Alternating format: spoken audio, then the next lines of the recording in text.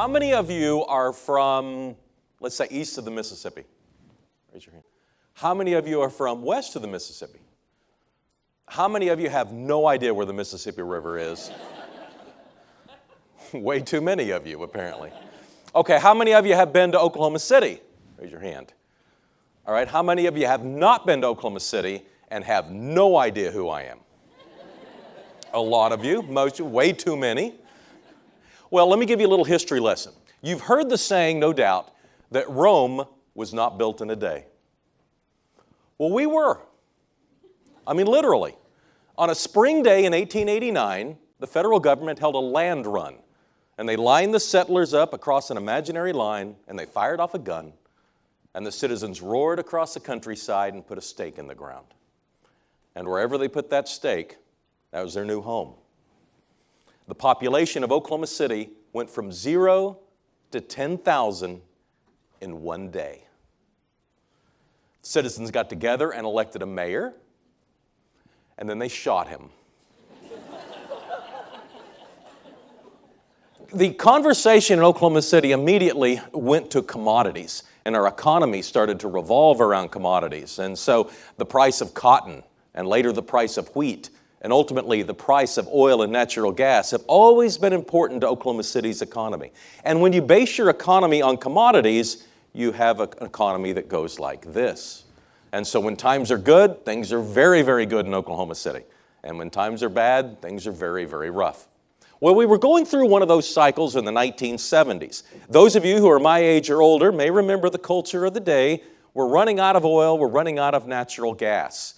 Middle Eastern countries had formed the OPEC cartel. Gas lines were forming along the United States. Soon the president was wearing a sweater around the White House, sending a message of conservation because this is a precious commodity. We're running out of oil and natural gas. Well, you can imagine if you're in Oklahoma City what message this sends to you, because we have plenty of oil and natural gas. And if demand is going to ever increase and supply seems to be slipping away, the good times in Oklahoma apparently are going to last for a long, long time, maybe forever. Well, we know they didn't.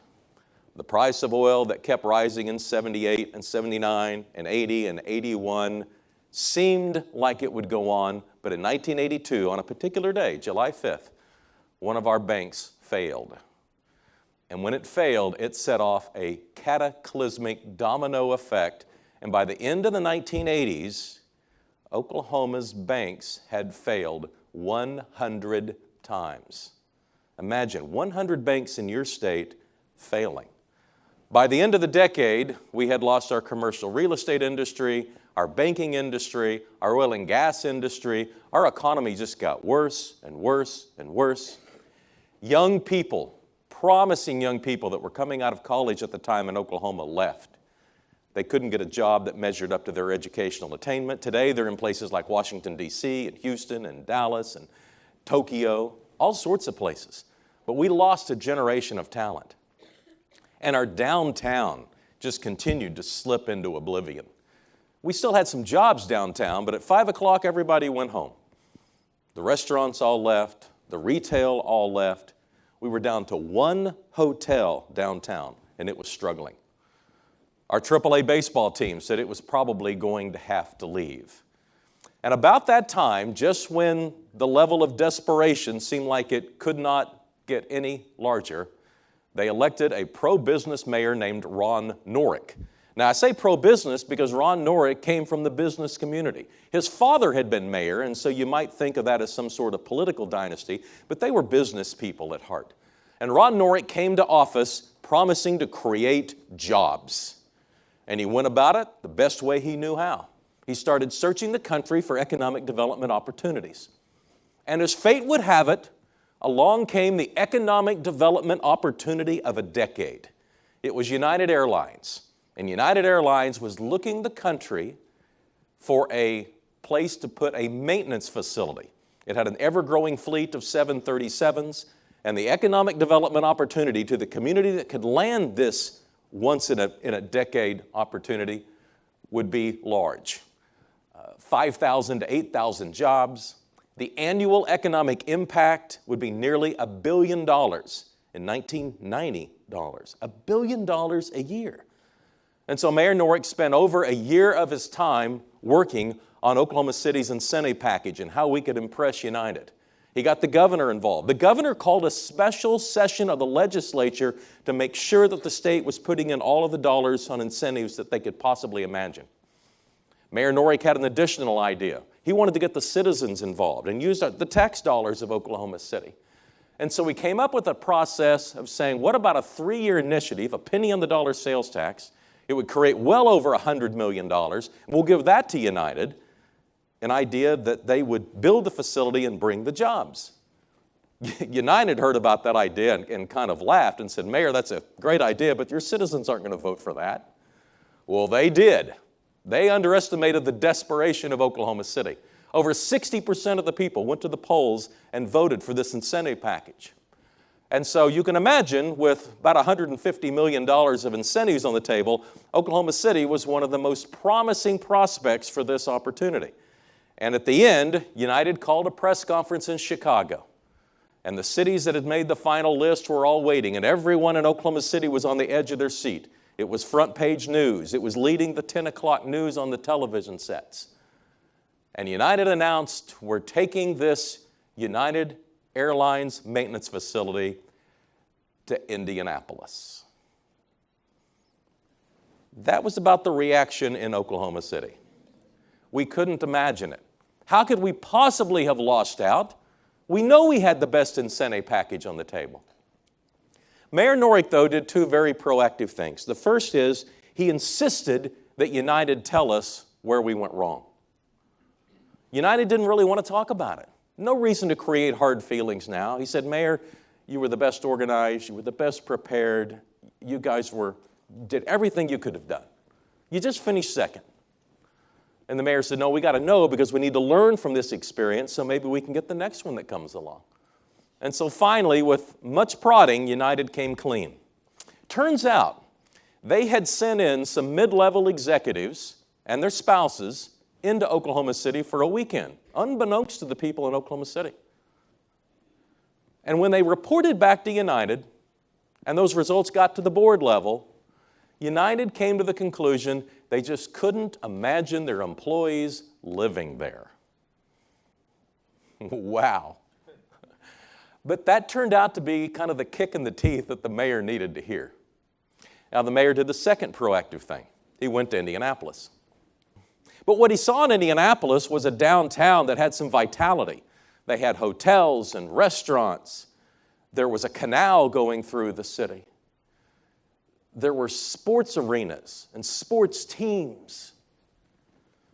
There was things to do in Indianapolis. Well, that was much different than Oklahoma City. And so Mayor Norwick came back and decided we were going to have to invest in the quality of life in Oklahoma City. We were going to have to figure out how to address this new economic development paradigm. Because we had been under the impression that people would move to where the jobs were. The paradigm had changed. People were living where they wanted to live, and jobs were going to the people. And so we came back with a very creative package, taking that same concept of a penny on the dollar sales tax and putting it in front of the voters, and he called it MAPS, Metropolitan Area Projects. There were 9 elements to MAPS, but really all designed to improve the quality of life in Oklahoma City and to create economic development as a result. Now, some of it was very mundane. There were some improvements to our transportation system, some improvements out at the fairgrounds, some improvements for our Performing Arts Center. But there was also a canal to go through an old warehouse district to create an entertainment venue. There was a new ballpark that would be built downtown to save the AAA team from leaving. There would be a new sports arena that would be built to major league qualifications. Mayor Norwick even had the audacity to believe that we could put water in the river. Now, many of you probably come from a city whose river already has water. You don't understand what the big deal is. Well, let me tell you, Oklahoma City had this big ditch that the grown-ups called the river. The city of Oklahoma City actually had a line item in its budget every year to mow the river. Yeah, here's what happened. See, back in the 1920s, The river was a real river. It flowed after heavy rains, and it flooded the city, once in the spring and once in the fall, and the civic leadership went to the Corps of Engineers and said, you got to help us. You got to figure out how to keep our river from flooding. Well, they did. They took all the water out of the river. And so my generation grew up looking at our geography books and seeing all these rivers of the world with these beautifully flowing waters. And then we'd go downtown and see this big ditch that had absolutely no water in it unless it had rained the previous evening. Well, Mayor Norick's idea was to build 3 low-water dams and impound water and create 7.5 miles of waterfront property on each side of the river. Okay, so he calls for an election, and the polling was awful. I mean, the citizens did not believe that their local government could perform the task of collecting the tax and building all of these projects. It just seemed beyond comprehension. The early polling had it in the 20s, 20%, 25%. Some of them liked some of the projects, but you had to vote for them all. It was an all or nothing, up or down deal. Finally, in an exasperating mode, right before the election ended, Mayor Norick went to the voters and in some sort of a plea and said, look, even if no one from the outside ever moves to Oklahoma City because of maps, and even if no one ever comes in to create a job because of maps, the worst case scenario is we'll have a better city for us. Well, with that kind of common sense strategy, the citizens went to the polls and passed maps. Now, you might think that was the beginning of the turnaround story, but not yet. You see, almost as soon as maps passed, it turned into a more controversial subject than ever. The mayor and the city staff had overpromised how quickly the projects could be built. They had underestimated the cost of the projects, and sales tax wasn't quite meeting expectations. So you had lower than expected revenue, you had higher than expected cost, and you had deadlines that were not being met. It was behind budget. It was behind the timeline that had been discussed. A year after the MAPS vote, I suspect that if the citizens could have voted again, they would have voted it back out. And in the wake of this political calamity in Oklahoma City, we are struck with the largest act of domestic terrorism in United States history. A bomb goes off downtown. 168 people are murdered at 9 o'clock on a weekday afternoon. But as you look back at the city and take a snapshot of where the city was in the months and years that followed the 1995 bombing, it's amazing what occurred on the emotional side of the community.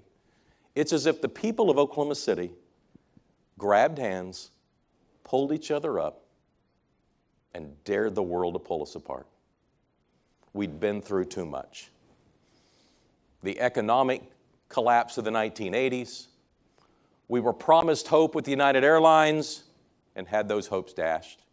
We were promised hopes with maps, but at this stage of our city's timeline, nothing good was coming out of the MAPS projects. And now we had this emotional burden of the Oklahoma City bombing, as well as the physical burden of trying to repair many of the buildings in our downtown. A few years later, the MAPS projects start to open, and the city's pride starts to begin. Each MAPS project seems a little bit better than the last. Each one of them either meets or exceeds the citizens' expectations. The next mayor comes along and does a similar project to build all the inner city schools, all 75 buildings, refurbished or built anew. Investments in a lot of neighborhoods that hadn't had new investment in a long, long time. And suddenly you start to see the economy improve. Fast forward to today, just a little over 20 years after the MAPS vote.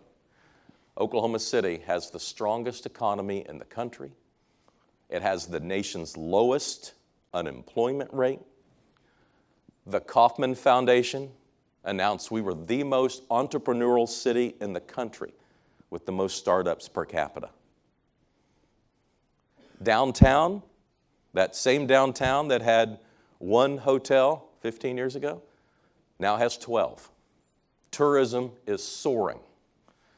The canal that was built through the old brick warehouse district has people lined up to take rides.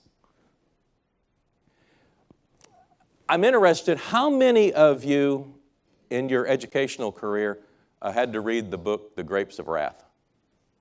Oh gosh, almost everybody. But what's The Grapes of Wrath about? It's about a very poor Oklahoma family that is going to take Route 66 west. They're looking for hope.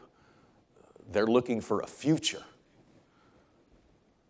Well, if you look at the Census Bureau statistics, what it appears now is that we have the wrath of grapes. Young, highly educated 20-somethings moving back, the grandkids coming home from that Grapes of Wrath generation. More people moving in from California than vice versa. More people moving in from Texas than vice versa. That river that was dry 15 years ago is now the finest venue in the world for the sports of canoe, kayak, and rowing. We will host the Olympic trials next spring.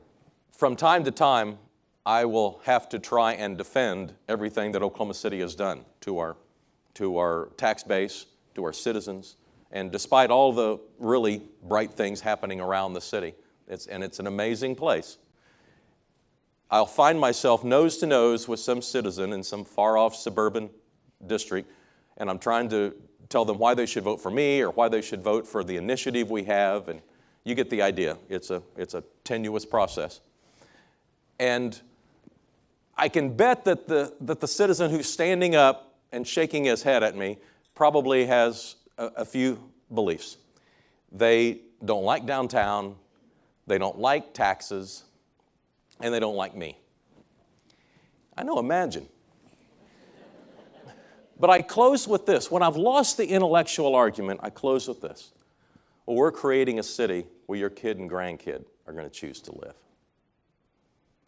And they hate that argument because they know it's true. If you lived in Oklahoma City in the 1980s, you saw young, promising people that had to leave because they couldn't find a job that measured up to their educational attainment. Time and time again, we lost people in Oklahoma City. We have created a new movie about this entire adventure involving Oklahoma City. The emotional ride, the economic ride. It's called Oklahoma City, The Boom, The Bust, and The Bomb. I hope you'll take time to watch it. I hope you enjoyed as much as I had being with you this morning. Thank you all very much.